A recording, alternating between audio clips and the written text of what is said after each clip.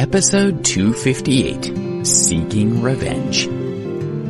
While Alex and Debbie prepared for their wedding, Rufus went to fetch Paul Novak.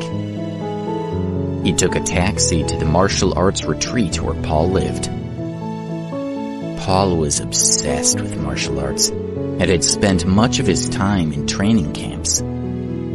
Since he had been recruited by Jessup Clifton 9 years ago, he had been living in the No Surrender camp just outside Baltimore. Here, the air was fresh and there was plenty of open space, making it a good place to train. The taxi drove along the winding mountain road to the gate of the camp.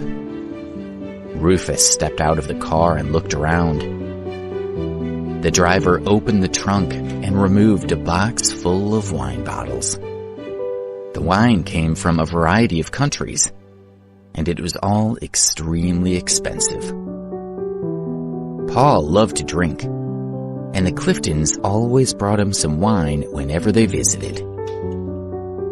2 men opened the gate, and Rufus and the driver walked inside. The men led Rufus on a 10-minute walk to a clearing where they found Paul sitting cross-legged on a rock. His long hair was tied back, but a few strands had escaped, and the wind blew them over his face.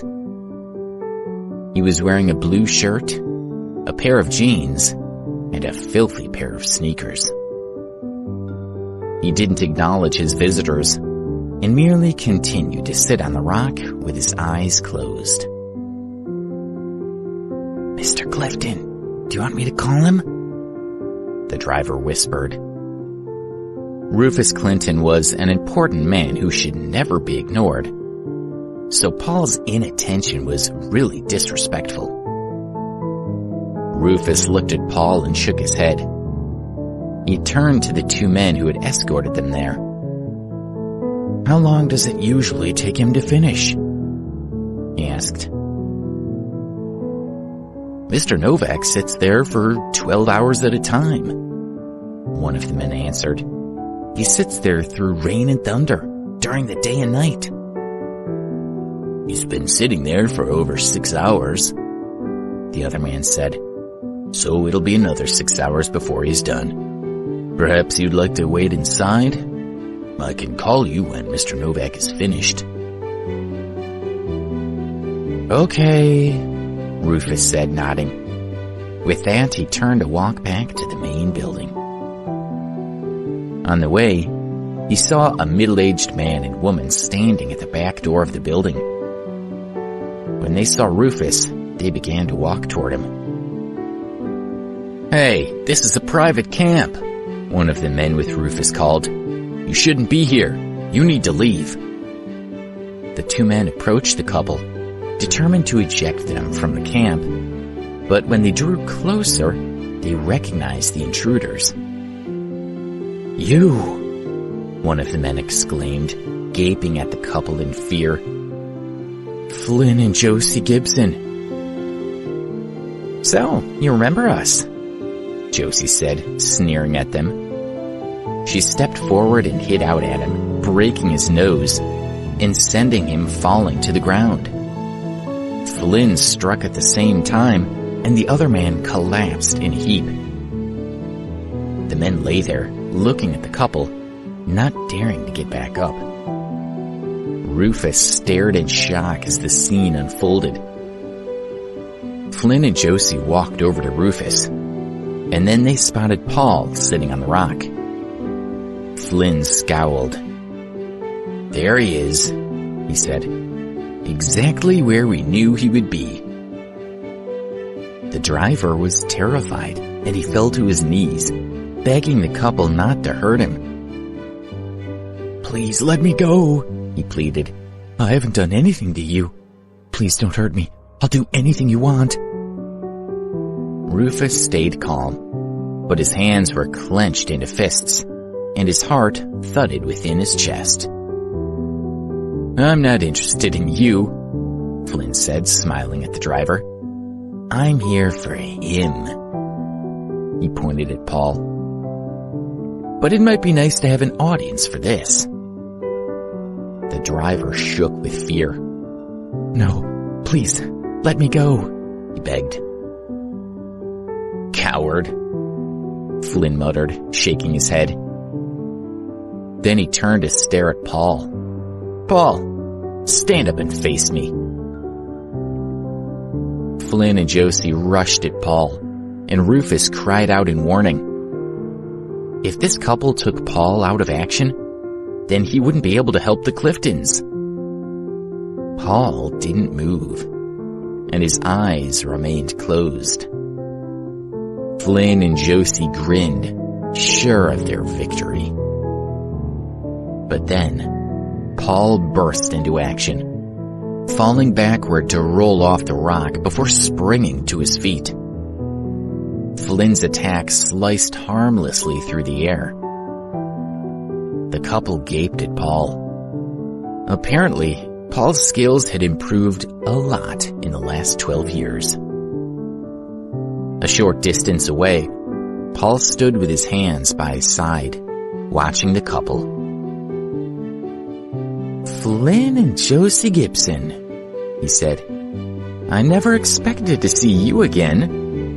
Didn't you lose badly enough 12 years ago? Are you back for more?" Flynn and Josie had been childhood sweethearts who had met in a martial arts class for kids.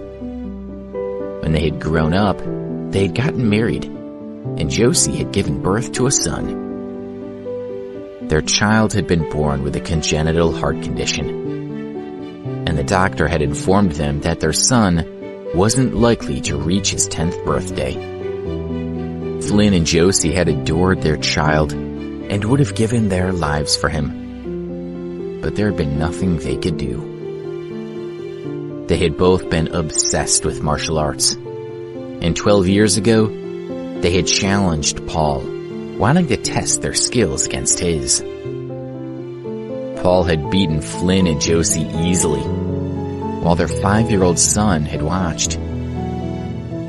When the child had seen his parents fall to the ground, the shock had caused a heart attack, and he had died before anyone could help him. Flynn and Josie blamed Paul for their son's death. "You think we'll lose?" Flynn asked. "We were no match for you 12 years ago, but things have changed. We've spent years studying, and now we're here to avenge our son's death." "You'll pay for what you did," Josie yelled. Flynn and Josie dashed forward. They had planned out every move, determined to get their revenge. They flew at Paul, and their hands moved so quickly they were practically a blur. Strike after strike was aimed at Paul as they fought to bring him to his knees. But Paul easily evaded every attempt, and none of their blows landed. Flynn and Josie refused to give up. If they just kept trying, surely Paul would leave them an opening eventually. "Haven't you had enough yet?" Paul asked, startling them. "You must be getting tired." They retreated a few steps and glared at him.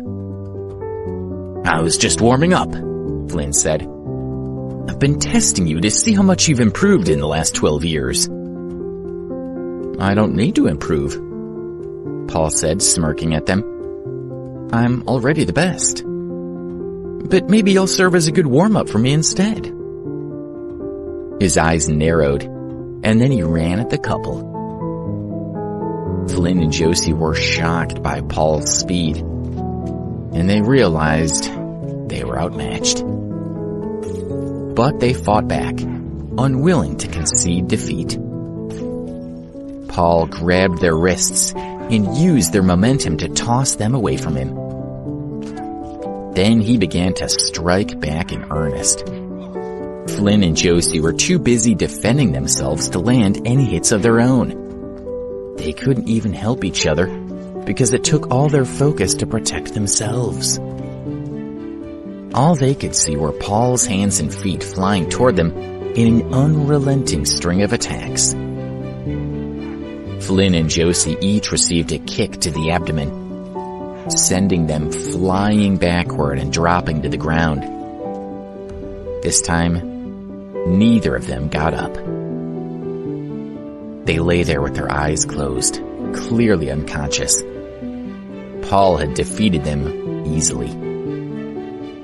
Rufus breathed a sigh of relief and wiped his sweaty palms on his coat. He walked over to Paul. "I see you've lost none of your skill," he said. "That was impressive." He gestured at the wine box. "I've brought some of your favorites. Take a look." "Excellent," Paul said. "Thank you." He went to the box, opened it, and examined the wine. "So, Mr. Clifton, why are you here?" "I need your help with something," Rufus said. "Let's go inside and talk." He led Paul into the building. The driver picked up the wine box and followed them inside.